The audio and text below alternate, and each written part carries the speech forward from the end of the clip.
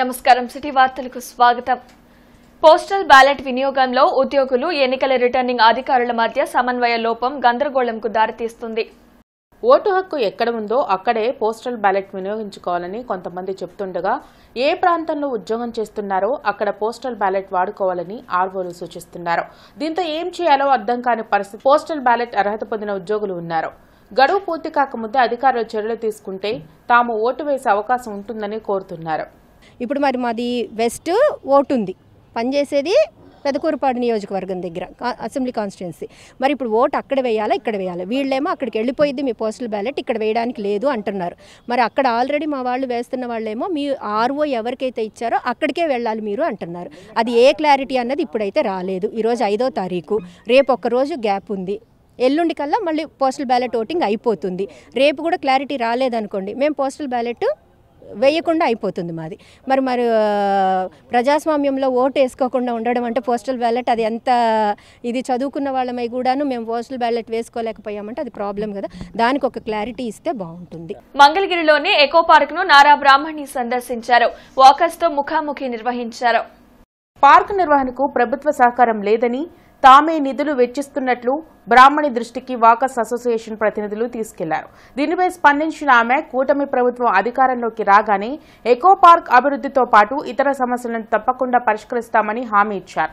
ప్రతిపక్షంలో ఉన్న మంగళగిరి నియోజకవర్గ అభివృద్ధికి అహర్నిశలు కష్టపడుతున్న నారా లోకేష్ ను ఎన్నికల్లో భారీ మెజార్టీతో గెలిపించాలని కోరారు. 93లో స్థాపించాం ఈ అసోసియేషన్ ని. అప్పటి నుంచి ఫారెస్ట్ తో పాటు మేము కూడా దానిలో ఇన్వాల్వ్ అయ్యి దీనిలో మా భాగం కూడా ఈ అభివృద్ధిలో భాగం నీళ్లు పోయటం.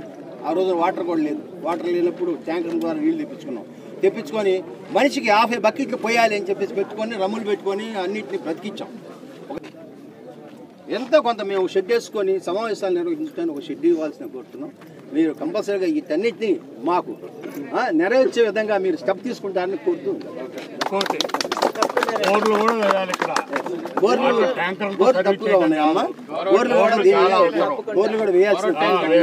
అందరూ హెల్దీగా ఉండటం చాలా ముఖ్యం అండి.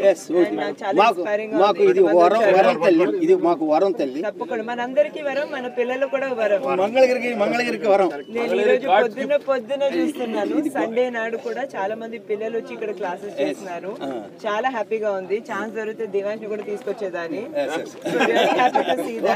నీకే కాదు పిల్లలు కూడా చాలా ముఖ్యం అండి. తప్పకుండా ఏదైతే చేయగలుగుతామో తప్పకుండా చేస్తాము. అదే కాకుండా మీరు చూస్తారు హైదరాబాద్ లో కేబీఆర్ పార్క్ కానివ్వండి, వేరే పార్క్స్ కానివ్వండి, మొట్టమొదట డెవలప్ చేసింది చంద్రబాబు నాయుడు గారే. అక్కడ న్యాచురల్ ఎన్వైరన్మెంట్ లేకపోయినా కూడా రాళ్ళు రప్పులు ఉన్నా కూడా చేసింది ఆయనే. తప్పకుండా మన క్యాపిటల్ రీజియన్ లో, మన అమరావతిలో, మన మంగళగిరిలో ఇదంతా డెవలప్ అయ్యేటట్టు ఏమేమి చేయగలుగుతామో. ఏపీ ప్రభుత్వ ఉద్యోగ, ఉపాధ్యాయ, కార్మిక పెన్షనర్ల ఐక్య వేదిక గుంటూరు శాఖ సమావేశం విజ్ఞాన మందిరంలో జరిగింది.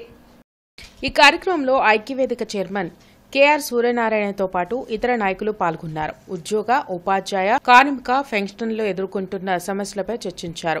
ఉద్యోగులకు ప్రతి నెల 1వ తేదీన జీతాలు చెల్లిస్తామని రాజకీయ పార్టీలు హామీలు ఇవ్వడం హాస్యాస్పదంగా ఉందని సూర్యనారాయణ చెప్పారు. ఉద్యోగులు దాచుకున్న సొమ్ము ఏమైందని అడిగితే కేసులు పెట్టే స్థాయికి ప్రభుత్వాలు వెళ్లడం దురదృష్టకరమని అన్నారు. అలాగే పోస్టల్ బ్యాలెట్ పై ఆర్వోలు తగు నిర్ణయం తీసుకుని ప్రజాస్వామ్యం కల్పించిన ఓటు హక్కును ఎన్నికల విధుల్లో ఉన్న ఉద్యోగులు సద్వినియోగం చేసుకునేలా చూడాలని కోరారు. చాలా బాధాకరంగా ఉన్నది. మన తెలంగాణ ఎన్నికలప్పుడు చూసాం, ఇవాళ ఆంధ్రప్రదేశ్ ఎన్నికల్లో కూడా చూస్తూ ఉన్నాం. కొన్ని రాజకీయ పక్షాలు 1వ తారీఖు జీతాలు పెన్షన్లు చెల్లిస్తామనే దాన్ని ఒక రాజకీయ హామీగా మారినటువంటి పరిస్థితి. అసలు మాకు ఎంప్లాయర్ యజమాని ప్రభుత్వం, మేము ఉద్యోగులం.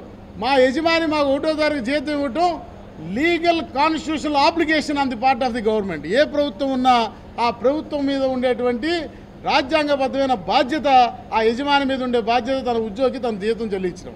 ఆఖరికి 30 రోజులు మా కూలీ చెల్లిస్తామనేది రాజకీయ హామీగా మారిందంటే ఈ రాష్ట్రంలో పరిస్థితులు ఎంత అపహాస్యంగా తయారైనాయో అర్థం చేసుకోవాల్సినటువంటి విషయం అనే విషయాన్ని ప్రస్తావిస్తూ పెదకూరుపాడు నియోజకవర్గంలో తనదైన శైలిలో ఎన్నికల ప్రచారంలో టీడీపీ ఎమ్మెల్యే అభ్యర్థి భాష్యం ప్రవీణ్ దూసుకుపోతున్నారు. ఏ గ్రామంలో ప్రచారంకు వెళ్లినా బ్రహ్మరథం పడుతూ హారతులతో ఘనస్వాగతం పలుకుతున్నారు. మా ఓటు టీడీపీకే అంటూ ప్రజలే స్వచ్ఛందంగా ముందుకు వచ్చి చెబుతున్నారు. దొడ్లేరులో ఎలక్షన్ క్యాంపెయిన్ అట్టహాసంగా జరిగింది. రైతులు ట్రాక్టర్లతో ర్యాలీ నిర్వహించారు. ప్రజలు విజ్ఞతతో ఆలోచించి రాష్ట్రాభివృద్ధిని కాంక్షించే ఎన్డీఏ కూటమి అభ్యర్థులను భారీ మెజార్టీతో గెలిపించాలని భాష్యం ప్రవీణ్ విజ్ఞప్తి చేశారు.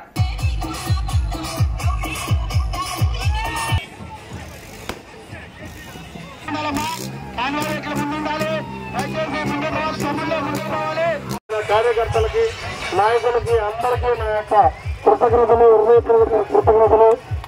ఈ ర్యాలీని ఇంత దిగ్విజయంగా సక్సెస్ చేసిన ప్రతి ఒక్క కార్యకర్తకి అందరికీ నా యొక్క హృదయపూర్వక కృతజ్ఞతలు. మీ అందరికీ నేను రుణపడి ఉంటాను.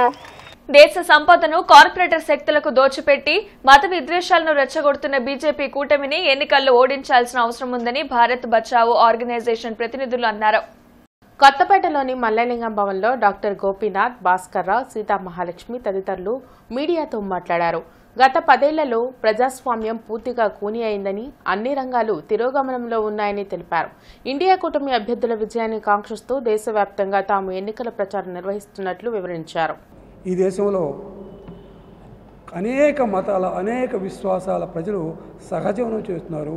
ఆ సహజీవనాన్ని ధ్వంసం చేస్తానికి నడుం కట్టుకున్నటువంటి ఏకైక రాజకీయ party Bharatiya Janata party. So ఆ భారతీయ జనతా పార్టీని ఓడించడం అనేది, ఓడించి ప్రజాస్వామ్యాన్ని, దేశాన్ని, అంబేద్కర్ రాసినటువంటి భారత రాజ్యాంగాన్ని రక్షించుకోవాల్సిన కర్తవ్యం ప్రతి భారతీయ పౌరుడి మీద, ప్రతి భారతీయ ఓటర్ మీద ఉంది. ఆ విషయాన్ని వాళ్ళు రెచ్చగొట్టినటువంటి మత విద్వేషాల ప్రభావానికి కొంత గురైనటువంటి, కులతత్వాల ప్రభావాలకు కొంత గురైనటువంటి ప్రజలకు తెలియజెప్పాల్సిన కర్తవ్యం మా మీద ఉంది అనుకుని మేము దీన్ని భుజానేసుకుని తిరుగుతూ ఉన్నటువంటి ఒక పరిస్థితి ఉంది. కాపులను కాపుల చేతనే తిట్టిస్తున్న ఘనత వైఎస్ఆర్ కాంగ్రెస్ పార్టీదేనని కాపు నాయకులు వెన్నకోట సాంబశివరావు మండిపడ్డారు. అమరావతిలోని టీడీపీ కార్యాలయంలో పోలిశెట్టి సత్యనారాయణ, నిమ్మా వెంకటేశ్వరరావు, రాయి సత్యనారాయణ ఇతర కాపు సంఘ నాయకులతో కలిసి ఆయన మీడియాతో మాట్లాడారు. కాపులకిచ్చిన 5% రిజర్వేషన్ను సీఎం జగన్ అమలు చేయలేదని విమర్శించారు. కాపులకు అండగా నిలుస్తున్న కూటమికి తాము మద్దతుగా నిలిచి భాష్యం ప్రవీణ్ను అఖండ మెజార్టీతో గెలిపించుకుంటామని తెలిపారు.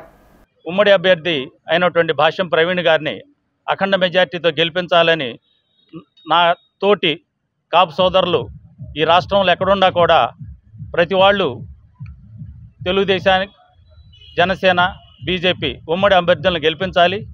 ప్రత్యేకించి ఈ పెదకూర్మ నియోజకవర్గంలో భాష్యం ప్రవీణ్ గారిని మరియు ఎంపీ లావు కృష్ణదేవరాయలను కూడా అఖండ మెజార్టీతో గెలిపించడానికి మా కాపు సమాజం కృషి చేస్తుంది.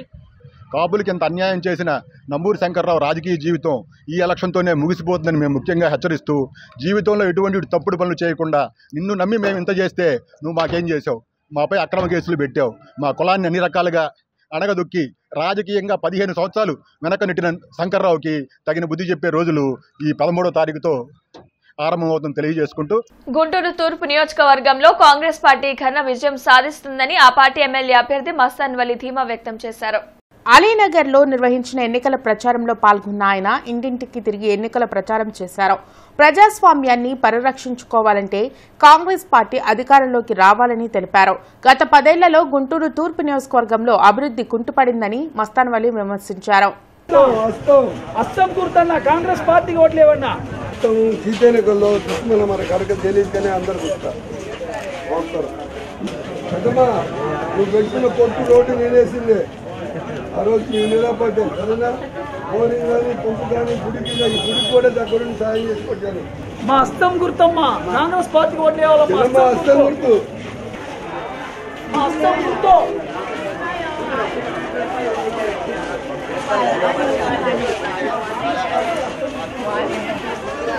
అయ్యా ఒక పెన్షన్ తీసేశాడు, మళ్ళా తీసేసిన పెన్షన్ ఇవ్వాలి అంటే ఎవడో చావాలి అంట, వాడెవడో చస్తే 2వ పెన్షన్ ఇస్తారంట. ఇది జగన్మోహన్ రెడ్డి సంక్షేమం. ఒకవైపు 10 సంవత్సరాలు ఎమ్మెల్యేగా ఉన్నాడు ముస్తఫా గారు.